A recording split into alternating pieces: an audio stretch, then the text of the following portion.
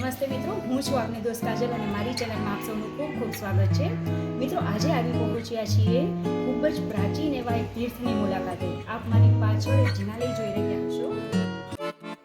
અત્યારે અમે રાજકોટથી ઉના જઈએ છીએ. ઉનામાં આપણું જે અજાહરા તીર્થ આવેલું છે ત્યાં બિરાજમાન છે 108 પાર્શ્વનાથમાંના એક એવા અજાહરા પાર્શ્વનાથ ભગવાન, જે ખૂબ જ ચમત્કારિક છે, જેની આખી આપણે ઇતિહાસ જે છે એની રોચક વાતો છે એ બધું વિડીયો દરમિયાન જાણશું. તો વિડીયોના અંત સુધી બન્યા રહેજો. હવે રાજકોટથી આપણે ઉના જઈએ તો આપ રસ્તામાં જોઈ શકો છો, ખૂબ જ બહુ બધી લીલોતરી અને નાળિયેરીથી છવાયેલો આખો રસ્તો છે અને આપણને દક્ષિણ ભારતની યાદ આવ્યા વગર રહેતી નથી. હવે સૌથી પહેલાં તો હું આપને એ જણાવી દઉં કે ઉના પહોંચવું કેવી રીતે. તો જો આપ બાય એર આવતા હોવ તો દીવ અને કેશોદના એરપોર્ટ છે જે ઉનાથી બિલકુલ નજીક પડે છે, તો ત્યાંથી આપ ઉના જઈ શકો. બાય રેલ આપ આવતા હો તો ડાયરેક્ટ વેરાવળ આવી શકાય અને ત્યાંથી પોતાનું વાહન કરાવીને ઉના જઈ શકાય.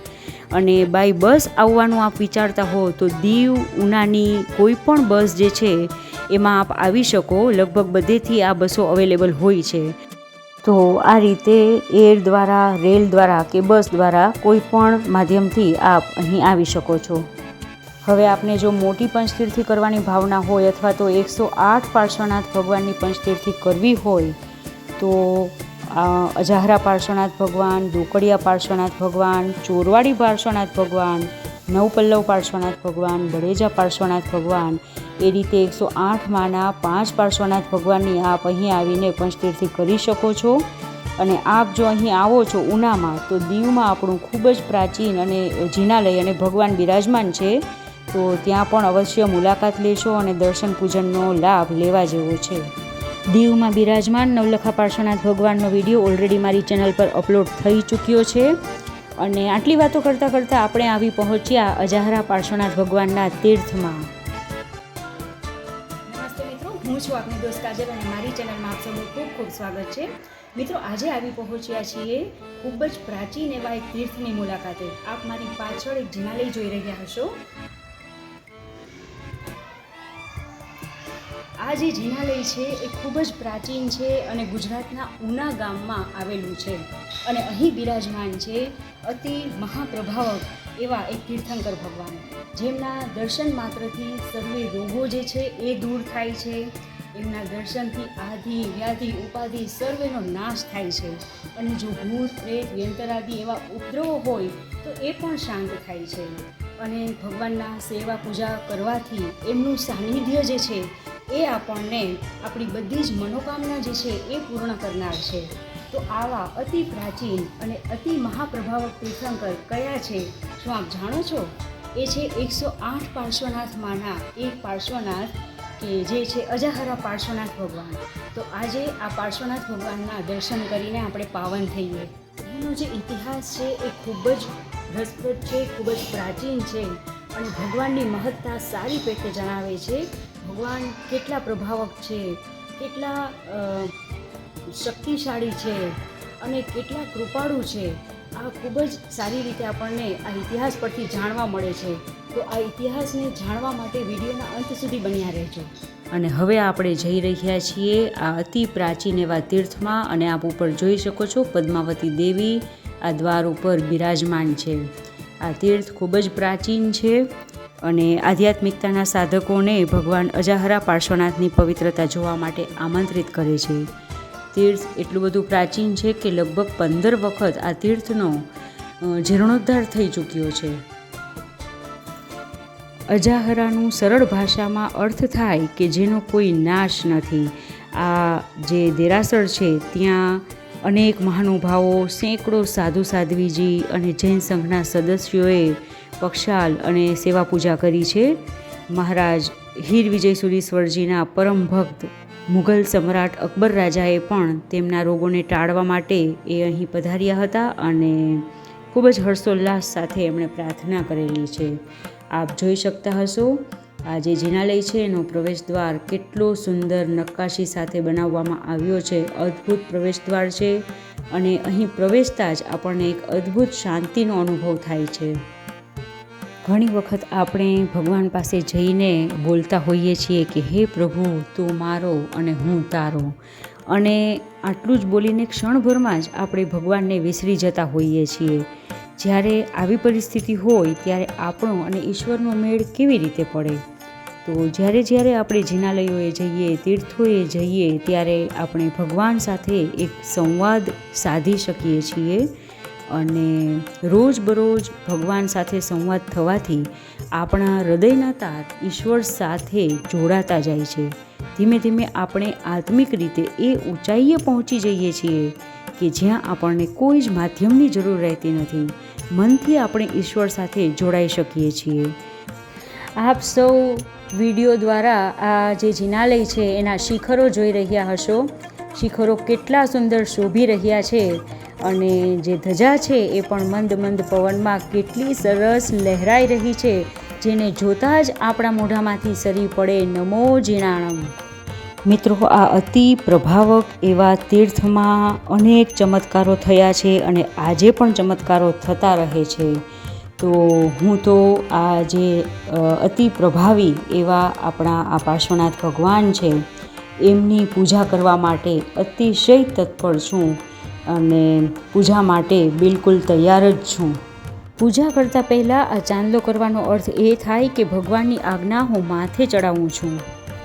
આપણે ઘણી વખત જોતા હોઈએ છીએ કે આપણી હવેની પેઢી છે, જે યંગ જનરેશન છે, એમાંના ઘણા બધા લોકો ધર્મની નજીક બિલકુલ આવી નથી શકતા અને ધર્મથી દૂર થતા જાય છે. તો આ બધાના કારણોની પાછળ આપણે જઈએ તો ઘણી બધી આપણી એવી આદતો હોય છે જે કારણભૂત હોય છે. આવી જ એક આદતની વાત કરું તો જ્યારે આપણે જિનાલયે જઈએ ત્યારે કેવી રીતે જવું જોઈએ, જો એની આપણને થોડી ઘણી પણ ખબર હોય અને થોડોક આપણે પ્રયત્ન કરીએ તો ઘણા સુંદર ભાવ સાથે અને ખૂબ જ ખુશીથી આપણે રોજબરોજ આ જે પૂજન છે એમાં ભગવાનની પૂજામાં બધામાં લાભ લઈ શકીએ છીએ. જનરલી એવું ઘણી જગ્યાએ જોવા મળે છે કે જ્યારે આપણે જિનાલયે જતા હોઈએ છીએ, ભક્તિ કરવા જતા હોઈએ છીએ, તો આપણી ભક્તિ કેવી હોય છે? જ્યારે આપણે તીર્થસ્થાને જઈએ ત્યારે કોઈ પણ પૂજાની સામગ્રી તો સાથે લીધેલી જ નથી હોતી. ઘણી વખત આપણી મનોવૃત્તિ પણ ત્યાં કેવી હોય છે કે પૂજા કરવાના કપડાં તો દેરાસરના, પૂજા કરવા માટેનું ચંદન તો દેરાસરનું, પૂજા કરવા માટેનું ધૂપ તો દેરાસરનું, પૂજા કરવા માટેનો દીપ તો એ પણ દેરાસરનો, બધું જ દેરાસરનું. તો ઘરનું શું? માત્ર આપણે પોતે જ? પછી ક્યાંથી આપણી ભક્તિ ઉલ્લાસપૂર્વક બને? ક્યાંથી આપણને મજા આવે? ક્યાંથી ભક્તિ ફળે? ત્યાગ, ભોગ, બલિદાનથી જ ભક્તિ ફળવંતી બને છે. તો આપણે જ્યારે જિનાલયે જઈએ ત્યારે એક નીતિ વાક્ય હંમેશા ધ્યાનમાં રાખવું જોઈએ કે રાજા, દેવ અને ગુરુ પાસે કદાપી ખાલી હાથે ન જવાય. અને આપણા ધર્મમાં તો મૈણા સુંદરીનું કેટલું સરસ દૃષ્ટાંત છે. જ્યારે મૈણાને તેના પિતાએ ઘરમાંથી કાઢી મૂકી હતી ત્યારે મૈણા પાસે કંઈ જ ન હતું. જે કંઈ હતું એ પોતાના ભાવિ જીવનના ગુજારા માટે અત્યંત જરૂરી હતું. છતાં પણ મૈણાએ પોતાના જીવન તરફ નજર ન કરતા ભક્તિને મહત્ત્વ આપ્યું અને પોતાના કંઠે ઝૂલતો નવલખો હાર પરમાત્માના ચરણે ધરી દીધો. તેના પરિણામે તેની ભક્તિ કેવી ફળવતી બની હતી એ વાત કંઈ છાની છૂપી નથી. આથી તીર્થસ્થાનોએ જતી વખતે આપણે થોડો સમય કાઢીને શક્ય એટલી બધી જ વસ્તુ આપણા ઘેરથી લઈ જવી જોઈએ અને આ બધી જ વસ્તુઓ શુદ્ધ હોવી જોઈએ અને આપણી સ્થિતિ પ્રમાણે ઉચ્ચ કક્ષાની હોવી જોઈએ. આ પ્રમાણે તૈયારી કરીને જવાથી આપણું મન એ તરફ દોડે છે અને આપણે સજાગ થઈએ છીએ કે આપણે ક્યાં જઈ રહ્યા છીએ અને શું કરવા જઈ રહ્યા છીએ. બીજું એ કે આપણી વસ્તુ વડે દર્શન પૂજન કરતાં મન ખૂબ જ પ્રફુલ્લિત બને છે અને મનના ભાવો ખૂબ જ સારા રહે છે અને ખૂબ સુંદર ભાવ સાથે ભક્તિ કરતાં જાણે સોનામાં સુગંધ ભળે છે એવો અનુભવ થાય છે. આ ખૂબ જ પ્રભાવી એવા રાતા રંગના અજારા પાર્શ્વનાથ ભગવાનની પૂજા કરતાં જે અનુભવ થાય છે એને શબ્દમાં વર્ણવવો ખરેખર અશક્ય છે. મિત્રો, આપને અમારો આ પ્રયાસ કેવો લાગે છે એ કોમેન્ટ સેક્શનમાં અચૂકથી જણાવશો અને આ વિડીયોને શેર કરતા રહેજો મિત્રો, જેથી કરીને આપણે તીર્થો વિશેનો અદ્ભુત ઇતિહાસ જે છે એ ઘણા બધા લોકો સુધી પહોંચાડી શકીએ અને ખૂબ સરસ ભાવ સાથે એ લોકો પણ દર્શન પૂજનનો લાભ લઈ શકે. તો આ જે ધર્મની પ્રભાવનાનું કાર્ય છે એ કરતા રહેજો મિત્રો. આ ભગવાનનો ઇતિહાસ જે છે એ એટલો બધો રોચક છે કે આપણને ખરેખર ખૂબ જ ગર્વાન્વિત કરી દે છે. તો આપને ખાસ વિનંતી કરું છું કે વિડીયોને અંત સુધી જોશો મિત્રો. મોક્ષનો માર્ગ બતાવીને ભગવાને આપણા પર અનેક અનંત ઉપકારો કર્યા છે. આ ઉપકારને યાદ કરવા માટે અને ભગવાન પર આપણી શ્રદ્ધા જે છે એને વધારવા માટે, સારા વિચારોની પ્રાપ્તિ કરવા માટે, આપણા મનની પ્રસન્નતા માટે આપણે ભગવાનની પૂજા તો કરવી જ જોઈએ. ભગવાનની પૂજા કરવાથી ભગવાન માટે શ્રદ્ધા ઉત્પન્ન થાય છે અને દિવસે દિવસે વધે છે. શ્રદ્ધા ધીમે ધીમે નિર્મળ બને છે અને ભગવાનના વચન ઉપર આપણી શ્રદ્ધા વધે છે. મિત્રો, વાતો સાંભળવાની સાથે સાથે આપ જિનાલયને પણ નિહાળી રહ્યા હશો. અહીં બારે સ્તંભ પર જે અલગ અલગ દેવી દેવતાઓના સ્થાપત્યો મૂકવામાં આવ્યા છે એ એટલા તો સુંદર લાગી રહ્યા છે કે આપણને એવું થાય કે આપણે અહીં જ રહી જઈએ, અહીંથી પાછું જવું જ નથી. એટલી સુંદર અહીં આવીને આપણને અનુભૂતિ થાય છે. જિનાલય કે તીર્થ જેટલું પ્રાચીન હોય એ પ્રમાણે એના વાઇબ્રેશન્સ જે છે એ ખૂબ જ પાવરફુલ હોય છે. કારણ કે અહીં ખૂબ મોટા મોટા સાધુ મહાત્માઓએ અને ઘણા બધા લોકોએ પોતાના જાપ સાધના આ બધું અહીં આગળ કર્યું હોય છે અને આ બધાથી એટલા બધા વાઇબ્રેશન્સ અહીંના પાવરફુલ બને છે કે અહીં આવીને આપને જે અનુભૂતિ થાય છે એ ખરેખર આપ ખુદ જ અનુભવી શકો. એ શબ્દમાં તો કોઈને કહી જ ના શકાય. તો આ અનુભૂતિ આપે રૂબરૂ આ તીર્થમાં આવીને કરવી જ રહી. પરમ પૂજ્ય આચાર્ય દેવ હીર વિજયસુરીશ્વરજી મહારાજના છેલ્લા 2 ચોમાસા આ તીર્થમાં જ થયા છે અને મુઘલ સમ્રાટ અકબર રાજાએ પણ તેના રોગોને ટાળવા માટે અહીં આવવું પડ્યું હતું અને ખૂબ જ હર્ષોલ્લાસ સાથે એમણે આ ભગવાનની પ્રાર્થના કરેલી હતી. તો આ જિનાલય કેટલું પ્રાચીન છે અને કેટલા મહાત્માઓના સુંદર ભાવોથી વાઇબ્રેશન્સથી આ જિનાલય જે છે એ ભરેલું હશે એની આપ કલ્પના કરી શકો. શ્રી જીનપ્રભ સુરીશ્વરજી દ્વારા આ ભગવાનને નવનિધિ પાર્શ્વનાથ એવું નામ આપવામાં આવ્યું છે. આ તીર્થ ચમત્કારોની સાક્ષી બની રહ્યું છે, જેમાં નાગરાજ ધર્ણેન્દ્ર દેવ જે છે એ પ્રસંગોપાત દર્શન આપતા જ રહે છે. અહીં બિરાજમાન ભગવાનની પ્રતિમા છે, અજારા પાર્શ્વનાથ ભગવાનની પ્રતિમા એ રેતીમાંથી બનેલી છે જે રાતો રંગ ધરાવે છે. કેટલું સુંદર કોતરણી કામ. અને આ જિનાલયના જે દરવાજા છે એ પણ કાસ્ટના બનાવવામાં આવ્યા છે, જેમાં ખૂબ સુંદર કોતરણી કામ કરવામાં આવ્યું છે, જેમાં ઘણા બધા શુભ સંકેતો છે એ કોતરવામાં આવ્યા છે. ભગવાનના જીવન પ્રસંગો ખૂબ સુંદર રીતે કોતરવામાં આવ્યા છે, આપ જોઈ શકો છો.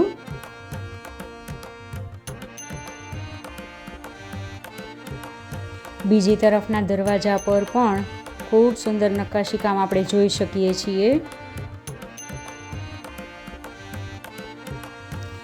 આ દરવાજા પર આપણે અષ્ટમંગલ કોતરેલા જોઈ શકીએ છીએ.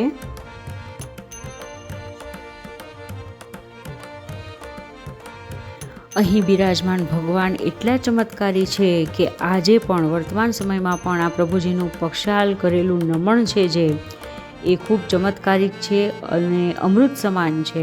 અને દેરાસરના પરિસરની અરસપરસ ખોદતા અનેક પ્રાચીન મૂર્તિઓ મળવામાં આવેલ છે જે અહીંના રાજ્યનો ધન ધાન્યથી ભરપૂર હોવાનો અને જૈન ધર્મનું મહાત્મ્ય જે છે એ બખૂબી સૂચવી જાય છે. અહીં જે ભગવાન બિરાજમાન છે એટલા પ્રાચીન છે કે ધર્ણેન્દ્ર દેવે આ ભગવાનની પ્રતિમાને 7 લાખ વર્ષ સુધી પૂજેલી છે. ઉપરાંત કુબેર દેવે પણ 600 વર્ષ સુધી તેની અર્ચના કરી છે. વરુણ દેવે પણ 7 લાખ વર્ષ સુધી આ ભગવાનને પૂજ્યા છે. આ ભગવાનની પ્રાચીનતાનો અંદાજ કાઢવો જ મુશ્કેલ છે. રાતા રંગના આ ભગવાન 46 સેન્ટીમીટરની ઊંચાઈ ધરાવે છે અને પદ્માસનસ્થ મુદ્રામાં ખૂબ જ શોભી રહ્યા છે. આ ભગવાનની એક બાજુ શ્રી શાંતિનાથજી અને બીજી બાજુ શ્રી સંભવનાથજી બિરાજમાન છે. મૂળનાયક ભગવાનની એક બાજુ શ્રી મહાવીર સ્વામી, શ્રી સુપાર્શ્વનાથ, શ્રી ઋષભદેવ વગેરે તીર્થંકર ભગવંતો તેમજ અન્ય પંચધાતુના ભગવાનના આપણે દર્શન કરી શકીએ છીએ. મૂળનાયક ભગવાનની બીજી તરફ શ્રી વિમલનાથ ભગવાન, શ્રી શામળા પાર્શ્વનાથ ભગવાન, શ્રી શાંતિનાથ ભગવાન તથા શ્રી ગૌતમ સ્વામી બિરાજમાન છે, જેમના દર્શન આપણે વિડીયો દ્વારા ખૂબ સુંદર રીતે કરી શકીએ છીએ. અહીં કાવસગ મુદ્રામાં ઊભેલા શ્રી મહાવીર સ્વામી ભગવાનના આપણે કેટલા સુંદર દર્શન કરી શકીએ છીએ. કેટલી સુંદર મહાવીર સ્વામીની પ્રતિમાજી છે. 1323માં પ્રતિષ્ઠિત થયેલી આ કાવસગિયા મૂર્તિઓ જમીનમાંથી મળી આવેલી છે. અને આ તરફ કાવસગ મુદ્રામાં ઊભેલા આદેશ્વર ભગવાનના આપણે એટલા સુંદર દર્શન કરી શકીએ છીએ.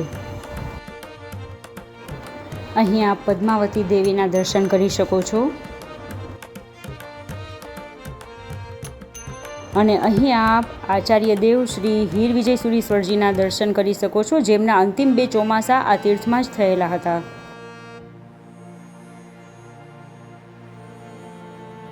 અને હવે આપ ગૌતમ સ્વામીના દર્શન કરી શકો છો. અહીં આપ માણીભદ્ર વીરના દર્શન કરી શકો છો.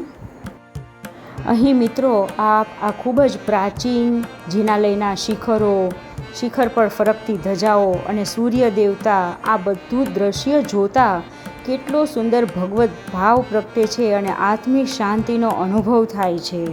મિત્રો હજુ તો આ જિનાલયમાં ઘણું જોવાનું બાકી છે. આપને વિડીયો ગમતો હોય તો આપના ગ્રુપમાં શેર કરતા રહેજો મિત્રો. હજુ તો અહીં 14મી સદીના પથ્થરના શિલાલેખો અને વિક્રમ યુગનો જે 1034નું વર્ષ હતું ત્યાંના ઘંટ જે છે, પ્રાચીન ઘંટ, એ બધું અને બીજું ઘણું બધું જોવાનું અહીં બાકી છે. તો વિડીયોમાં અંત સુધી બન્યા રહેજો મિત્રો. અહીં રાયણ વૃક્ષ છે અને આ રાયણ વૃક્ષની નીચે ભગવાન શ્રી આદિનાથની પાદુકાઓને સ્થાપિત કરવામાં આવી છે. અને મિત્રો હવે આપણે જિનાલય તો જોઈ લીધું, પણ એની ફરતે હવે આપણે સફર કરીએ. ઘણું બધું હજી જોવાનું બાકી છે, આખો ઇતિહાસ જાણવાનો બાકી છે. તો વિડીયોમાં અંત સુધી બન્યા રહેજો મિત્રો. આપણે આગળ જાણ્યું કે જીન પૂજાનું ફળ સદગતિ છે. આમ જોઈએ તો આપણે ત્રિકાળ પૂજા કરવી જોઈએ. પ્રાતઃ એટલે કે વહેલી સવારે અજવાળું થાય અને રસ્તા સરખા દેખાય ત્યારે જિનાલયે જઈને વાસક્ષેપ પૂજા કરવી જોઈએ. મધ્યાહને એટલે કે બપોરે અષ્ટપ્રકારી પૂજા કરવી જોઈએ. અને સંધ્યાકાળે આરતી, મંગલ દીવો, એ રીતે ત્રણેય સમયે ભગવાનને યાદ કરવા જોઈએ. તો આ રીતે ત્રણેય સમયે આપણે ભગવાનને યાદ કરીએ તો એનું પરિણામ એ આવે છે કે આપણાથી કોઈ પણ ખોટું કે ખરાબ કામ થતું નથી. અને આવા કામ કરતાં પહેલાં આપણું મન આપણને ચેતવે છે કે જૈન કુળના છીએ આપણે અને આપણાથી ખોટે રસ્તે કઈ રીતે જવાય. તો આ રીતે આપણે અનેક ખરાબ પરિસ્થિતિથી બચી શકીએ છીએ અને કર્મબંધન ઓછા થાય છે. અને જિનાલયે જવાથી બીજો ફાયદો એ થાય છે કે બાજુમાં જ ઉપાશ્રય હોય છે, તો આપણને સાધુ સાધ્વીજી ભગવંતોનું આલંબન પણ મળી રહે છે અને ઘણું જ્ઞાન એમના સાનિધ્યથી પણ પ્રાપ્ત થાય છે. અહીં પણ ગુરુ મહારાજોની ચરણ પાદુકાને સ્થાપિત કરવામાં આવી છે, જેના આપણે દર્શન કરીશું. અહીં આપ ખૂબ જ પ્રાચીન ઘંટ જે છે એ જોઈ શકો છો. સંવત 1014ના વર્ષના પ્રાચીન ઘંટ અહીં કેટલા સરસ જાળવણીપૂર્વક સાચવીને રાખવામાં આવ્યા છે. તો આપ ખૂબ સુંદર રીતે જોઈ શકો છો. આ ઘંટ ઉપર કોઈ બીજી ભાષામાં કંઈક લખાણ પણ લખવામાં આવ્યું છે, જે જાણવું આપણા માટે અત્યારે શક્ય નથી. આ ભગવાન અત્યારે એમને આંગી કરવામાં આવી છે અને કેટલા શોભી રહ્યા છે. આપણે ભગવાનની સ્તુતિ કરશું. દર્શનમ દેવ દેવસ્ય દર્શનમ પાપનાશનમ દર્શનમ સ્વર્ગ સોપાનમ દર્શનમ મોક્ષ સાધનમ. જ્યારે પણ હું પાર્શ્વનાથ ભગવાન પાસે જાઉં છું, એમના દર્શન કરું છું, ત્યારે એમનો જે સ્તોત્ર છે ઉવસગ્ગહરમ સ્તોત્ર એ અવશ્ય બોલું છું. ઉવસગ્ગહરમ પાસમ પાસમ વંદામિ કમ્મગણમુક્કમ વિસરવિસનિન્નાસમ મંગલ કલ્યાણ આવાસમ વિસરપુલિંગમંતમ કંઠે ધારી જોસયામણુઓ તસ્ય ગહરો ગમારી દુઠ્ઠજરા જંતીઓ સામમ ચિત્તો દૂરે મંતો તુજ્જપણામો વિબહુફલ હોઈ નરતિર્યેસુ વિજીવા પાવંતીન દુઃખદો ગચ્છમ તુહ સમત્તે લદ્ધે ચિંતામણિ કપ્પપાય વબ્બહિયે પાવંત્યો વિજ્ઞેણમ જીવાય રામરમ ઠાણમ ઇહ સંતુઓ મહાયસ ભક્તિભર નિભરેણ હિયેણ તા દેવદિજ્ય બોહિમ ભવે ભવે પાસ જીણચંદ. દેવલોકના દેવોએ, પાતાળલોકના દેવોએ અને શાસન દેવી પદ્માવતીએ જેમની લાખો વર્ષ સુધી પૂજા અર્ચના કરેલી છે, એ પ્રતિમા 20મા તીર્થંકર મુનિસુરત સ્વામીના સમયમાં ભગવાન શ્રી રામના દાદા અજયપાલના સમયમાં દીવ બંદરના દરિયામાંથી મળેલી. અને હવે આપણે એનો ઇતિહાસ જાણીએ. આ રાજા અજયપાલ એ રઘુવંશી વંશના હતા અને ભગવાન શ્રી રામના દાદા હતા. હવે આ જે રાજા હતા એ ખૂબ જ પરાક્રમી, શૂરવીર, ગુણવાન અને પ્રજાપાલક હતા અને પ્રજા ખૂબ જ સુખી હતી એમના સમયમાં. અને પ્રજા એવું ઈચ્છતી હતી કે અમારા રાજા જુગ જુગ જીવે, પણ કાળચક્ર બદલાયું અને સ્વસ્થ નિરોગી રાજા અનેક રોગોથી ઘેરાય છે. અને કુદરતની કરામત પણ કેવી, બધું જ વિષમ પરિસ્થિતિ સર્જાય છે આખી. સમાધાન હોય ત્યાં વિવાદ, શાંતિ હોય ત્યાં કલેશ, સુખ હોય ત્યાં કષ્ટ, મિલન હોય ત્યાં વિયોગ, આદિ વ્યાધિ અને ઉપાધિથી ઘેરાયેલા આ રાજા 107 રોગોથી પીડિત બને છે અને એમને એક નબળી પડે નબળો વિચાર આવે છે અને છેલ્લો ઉપાય એમને આત્મહત્યા જ દેખાય છે. ધર્મના સંસ્કારે રાજાને સજાગ કર્યા અને આત્મહત્યા કરવા કરતાં હવાફેર માટે પ્રવાસે નીકળવાનું તેમણે નક્કી કર્યું. તો શુભ મુહૂર્તે તેઓ લાવ લશ્કર સાથે સૌરાષ્ટ્ર તરફ પ્રયાણ કરે છે અને ક્યાંક ધાકથી તો ક્યાંક વીરતાથી પ્રદેશો જીતતા જીતતા તેઓ સૌરાષ્ટ્ર પહોંચે છે. તેમણે શ્રી શત્રુંજય મહાતીર્થની યાત્રા કરી, જેના કણે કણે અનંતા જીવો મોક્ષ પામ્યા છે. આવા સિદ્ધ ક્ષેત્રની ભાવપૂર્વક યાત્રા કરી લાંબો પ્રવાસ, વિવિધ માંદગી અને થાકેલો રાજા વિસામા માટે દીવ બંદરે પહોંચ્યો. હરિયાળી કાંઠાળી ભૂમિ પર તેનું મન ઠરે છે અને ત્યાં પડાવ નાખીને આરામ લેવા માંડે છે. દરમિયાન આ દીવના દરિયામાં એક દિવસ અજબનો બનાવ બને છે. રત્નસાર નામે દરિયાઈ સોદાગર ભરેલા વહાણ સાથે સૌરાષ્ટ્ર તરફ આવી રહ્યો હતો. અચાનક એનું વહાણ થંભી ગયું અને એ પણ કોઈ યાંત્રિક ખામી વિના. દરિયો તોફાની બન્યો, ભયાનક વંટોળિયો શરૂ થયો, તોફાને પણ માઝા મૂકી અને રત્નસારની કોઈ કારી ફાવી નહીં. આથી એણે પરમાત્માનું ધ્યાન ધર્યું. પરમાત્માનું ધ્યાન ધર્યા પછી આકાશવાણી થાય છે અને પદ્માવતી દેવીનો તેને નાદ સંભળાય છે કે બંધુ રત્નસાર, શાંત થા. તારા વહાણની નીચે પેટાળમાં કાષ્ટની પેટી છે, જેમાં દેવો, દેવેન્દ્રો અને મારા દ્વારા પૂજાતી એવા શ્રી પાર્શ્વનાથ પ્રભુજીની પ્રતિમા છે. તેને બહાર કાઢી નજીકના દીવ બંદરે અયોધ્યાપતિ શ્રી અજયપાલને આ પ્રતિમા અર્પણ કર, જેને નિહાળતા જ રાજા સર્વ રીતે સુખી થશે. આ આકાશવાણી બાદ સમુદ્ર શાંત થયો, વંટોળ શમી ગયો અને રત્નસાર ખૂબ રાજી થયો. શાસન દેવીના શબ્દો થયા, પ્રભુજીની પ્રતિમા મળી, અજયપાલ રાજાના રોગોમાં પોતે નિમિત્ત બન્યો. આવા વિચારે એના રોમ રોમ ખીલી ઉઠ્યા. દરિયાના પેટાળેથી પેટી બહાર કઢાવી, દરિયો શાંત થયો, વહાણોએ ગતિ પકડી અને ત્રીજા દિવસે વહાણ દીવ બંદરે પહોંચ્યું અને રત્નસારે રાજા અજયપાલને વધામણી આપી. અજયપાલ રાજાને તો જાણે સ્વપ્ન સંકેત થયો હોય તેમ તેઓ આ સમાચારની રાહમાં જ હતા. તેઓ પોતાના પરિવાર સાથે લાવ લશ્કર લઈને બહાર પહોંચ્યા. આ કાષ્ટ મંજૂસા સ્વીકારી, તેને રત્ન વડે અને પુષ્પો વડે વધાવી અને મંગલ શોભાયાત્રા સાથે આ જે કાષ્ટની પેટી હતી એને લઈને પોતાના પડાવ પર પહોંચ્યા. મુકામે પહોંચીને રાજાએ કુતૂહલતાપૂર્વક સ્વહસ્તે પેટી ખોલી, જેમાં પ્રગટ પ્રભાવી શ્રી પાર્શ્વનાથ પ્રભુજીનું અદ્ભુત ઝળહળતું બિંબ નિહાળ્યું.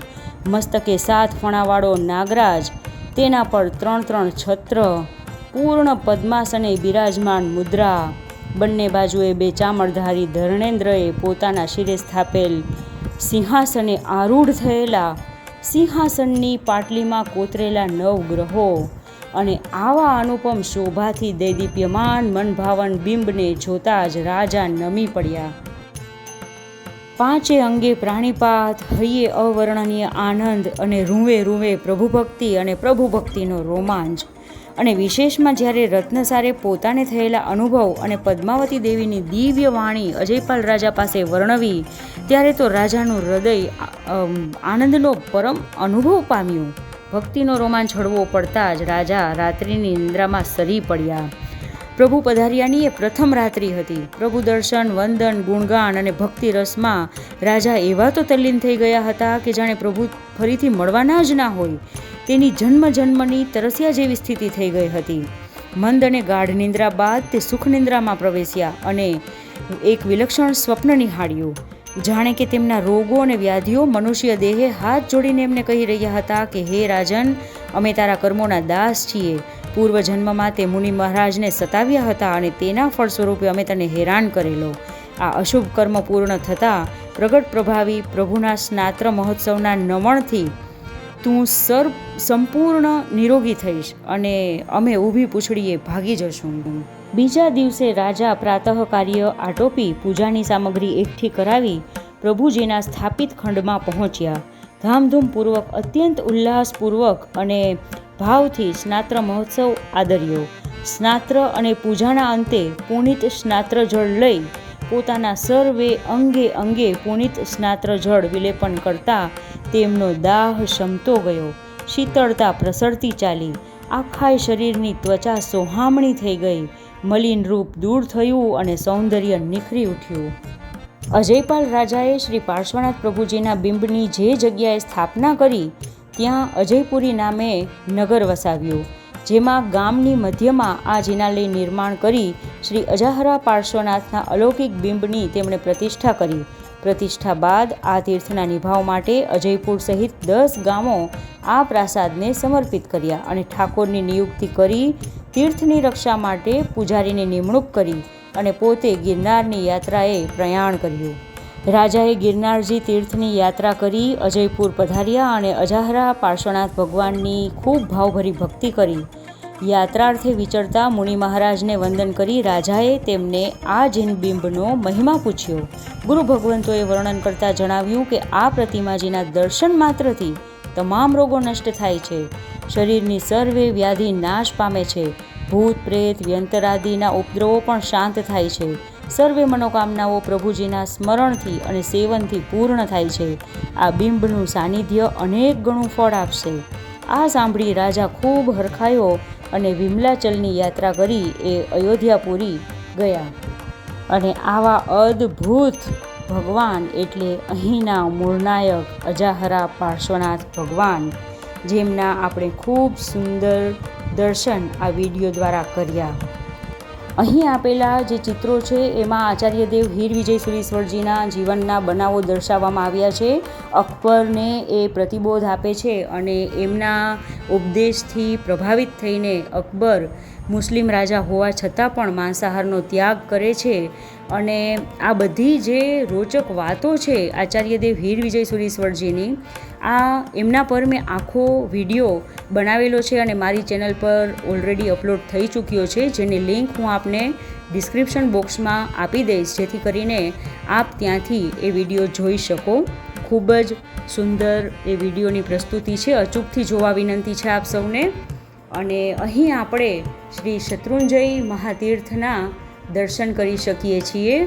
ખૂબ સુંદર અહીં બધી જ વસ્તુ દર્શાવવામાં આવી છે.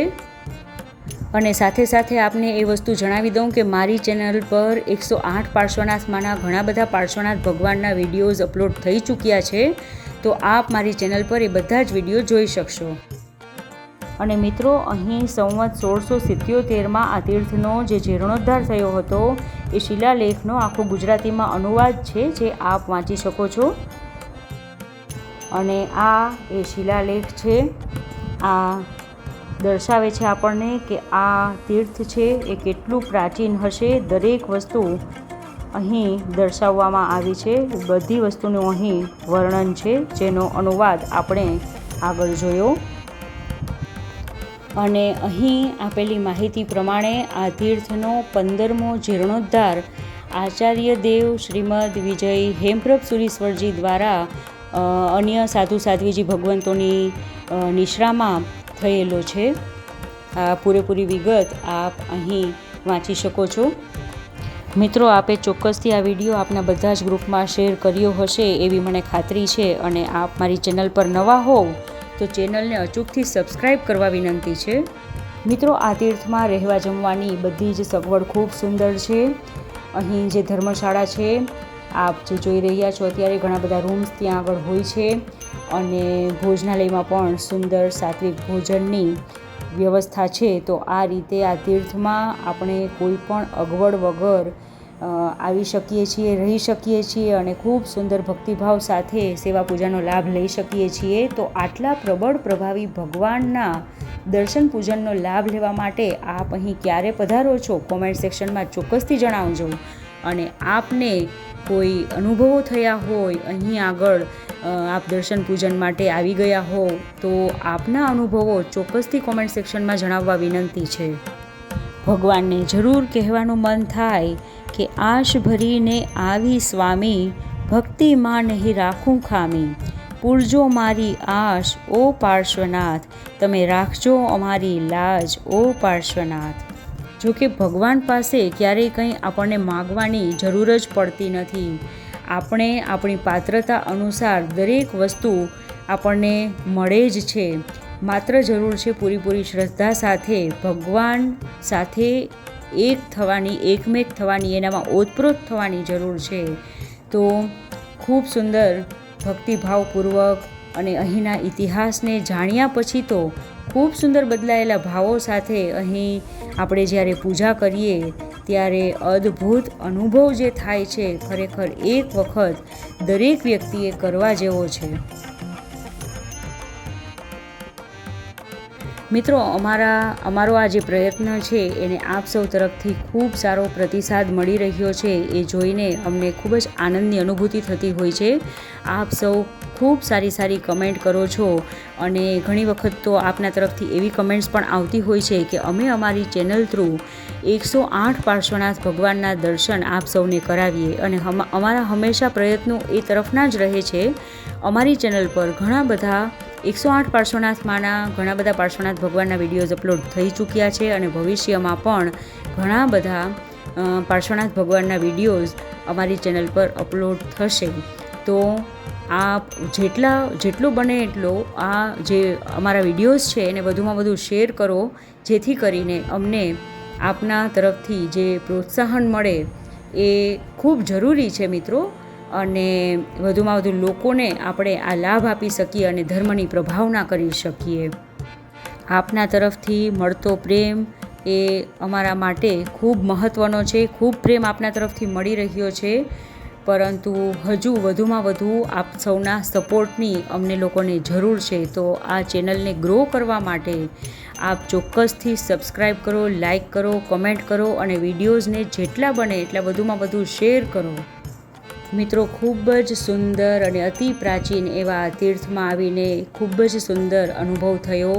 ભગવાન એટલા સરસ છે કે એ હંમેશ માટે એમના સાનિધ્યમાં રહેવાનું મન થાય. આપણને એમ થાય કે ભગવાન સાથે વાતો કર્યા જ કરીએ. અને આ ધજા અત્યારે કેવી સુંદર ફરકી રહી છે, આ શિખરો કેટલા સુંદર શોભી રહ્યા છે. આ અદ્ભુત જગ્યાએથી ના છૂટકે અમારે રજા લઈને અહીંથી બીજી સફર પર જવું પડે છે. તો અમે લોકો અત્યારે આ તીર્થની રજા લઈને નીકળ્યા છીએ બીજી સફર પર, નવી જગ્યાએ, નવા તીર્થની મુલાકાતે. આપે આપનો કિંમતી સમય અમને આપ્યો એના માટે આપનો ખૂબ ખૂબ ધન્યવાદ. મળશું નવા વિડીયોમાં, નવા તીર્થની મુલાકાતે. ત્યાં સુધી આવજો.